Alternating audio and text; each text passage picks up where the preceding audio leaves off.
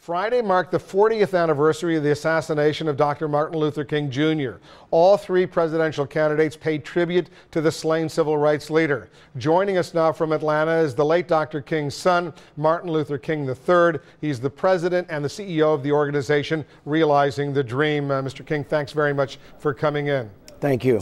Let's talk a little bit about the legacy. 40 years after your father's assassination, there's been tremendous progress in this country on the issue of race relations, but there's also so much more that has to be done. What is the single most important area that you believe the country needs to focus in on? Well, I think there are two areas clearly. My father talked about poverty, racism, and militarism. You just stated race, we've made great strides. We've not resolved those issues, but we've come a long way. We still have a ways to go. But particularly in relationship to poverty, that is very significant. And militarism. Poverty in America, we know 36 million people, 12 million children. There's something wrong with that in a nation with an inordinate amount of wealth. My dad was focused on trying to get a guaranteed annual income for all people in 1968, shortly before he was killed. He did not get to realize that dream. And so 40 years later, in fact, on Thursday, I called for the presidential candidates to appoint a cabinet level position focused on addressing poverty once and for all. All three of them responded back in an affirmative way. Two responded affirmatively for a cabinet level position, and certainly Senator McCain said it's very, very important to him and will be to his administration. Here's what Senator Clinton said specifically on that issue, and I'll play a little clip, what she said the other day. Listen.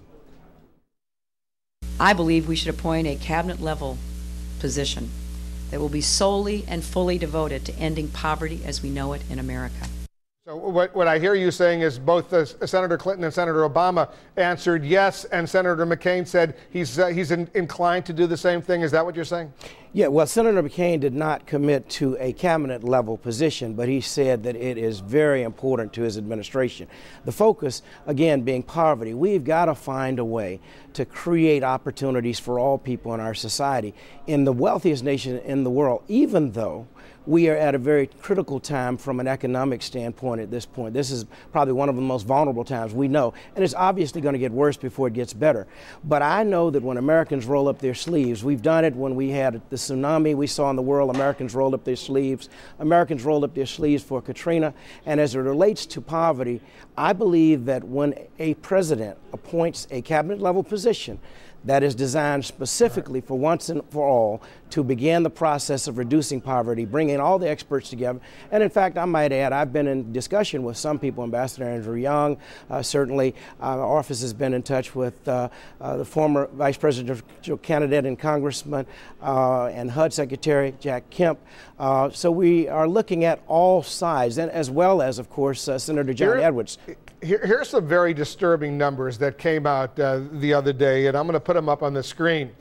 In terms of high school graduation rates in this country, nationally, 70% of kids in high school wind up graduating. That's not very encouraging. But in the 50 largest cities in the United States, only 52% of the high school students actually graduate from high school, and the lowest rates were in Detroit, Indianapolis, Cleveland, and Baltimore. What does this say about our country right now when just slightly more than half of the high school kids graduate in the 50 largest cities in the United States? What it says is we've not captured the imagination of the minds of those young people who are dropping out of school and choosing not to finish, and that the system itself is flawed, which also means we've got to find a way to revamp our system of education. We've been doing the same thing for the last 50 years, and so until we begin to change even the system of education, but a lot of it certainly is masked in poverty, and it certainly begins at home. It's how we raise our children, and that's the responsibility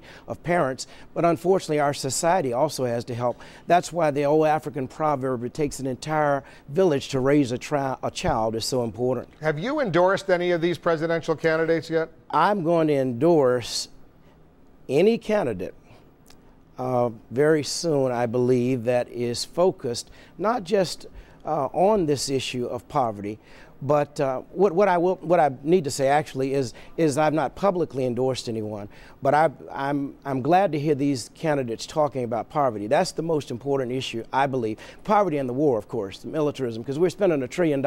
We've spent $1 trillion in Afghanistan and Iraq. And I might add that when we decide to focus on life and the preservation of life, helping to create opportunities and the kind of consciousness that our nation, I know our nation, people are suffering and need not just assistance, but it's going to take a think tank. It's going to take all of us rolling up our sleeves to make America the America that it must become. If your dad, your father, Dr. Martin Luther King Jr., were alive today, who do you think he would endorse? Well, I don't know. I think he would be very pleased. He would be most pleased that for the first time a serious woman candidate and an African-American candidate are running for office.